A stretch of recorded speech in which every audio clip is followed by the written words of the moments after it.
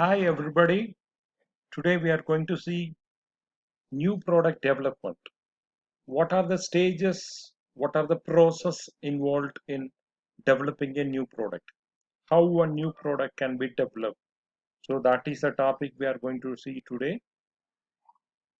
So before getting into the topic, let me also tell you why a new product is being needed, because customer needs are changing very rapidly. So to meet the changing needs of the consumers or customers, you need to come up with n number of new products. So this is the idea behind in coming up with new products. Let's see that what are the stages. So before that, we'll also see what is the definition of a new product. New product development can be in the form of development of original product, product improvements, or product modifications, and new brands through firms' own R&D efforts.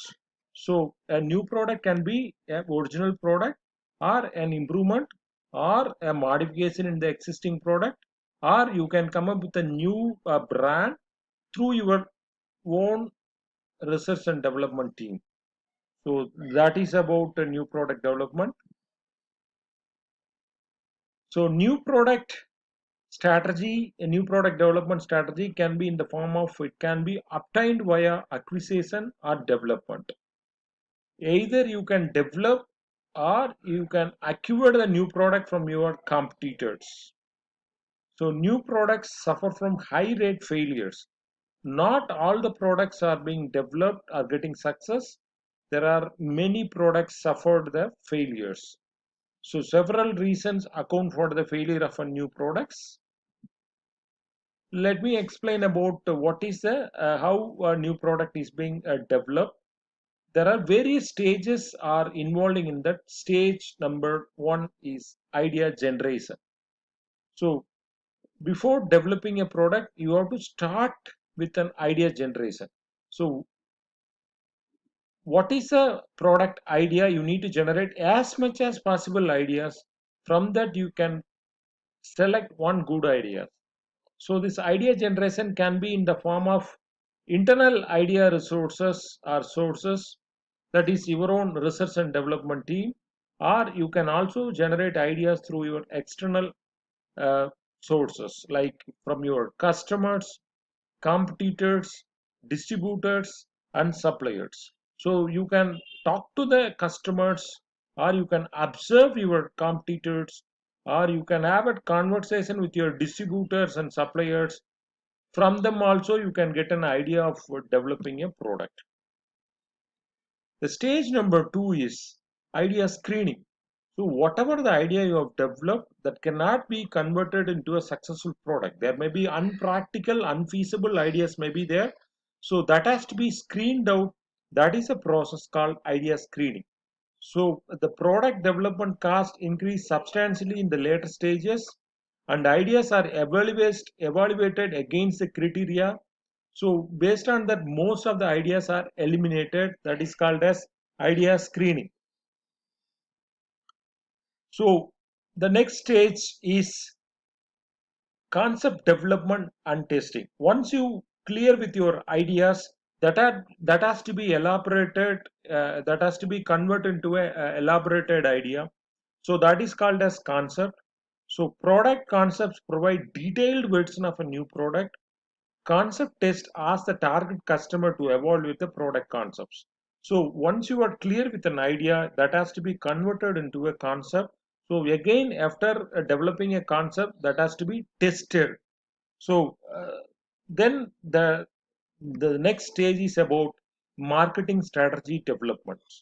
So this marketing statement describes the target market, product positioning, sales shares, then profit goals for the first few years. Besides, you have to also deal with the product price, distribution, and marketing budget for the first year, and also about long run sales and profit goals and marketing mix strategy for your product. Keep in mind that you not yet produced your product, but still you have to clear with your marketing strategy for your idea or product or concept, whatever it is. So the next stage is about business analysis.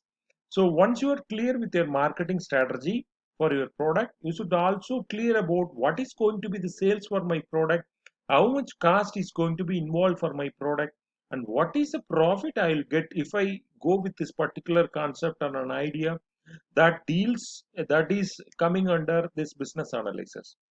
Then stage number 6 is product development. This is a stage in which you make a physical production of a product. So far your ideas was in paper or in computer, either is in the computer aided design kind of thing, it was there. Only in this stage you make a physical product. So you need not go for a full-fledged production of a physical product. It can be in the form of even a prototype development and testing. You can develop a miniature of your product. From that also you can go for testing. Then stage number 7 is test marketing. So once you are clear with your product, then it has to be checked whether if I launch this product into the market, will it get success or not. That is a stage called test marketing or market testing. So this test marketing can be done in the three ways. One is either you can go for standard test markets or controlled test markets or simulated test markets. So it is not compulsory that you have to go for always as test marketing. Only if a product is involving high investment and if you are skeptical about the product success, then you can go for this test marketing.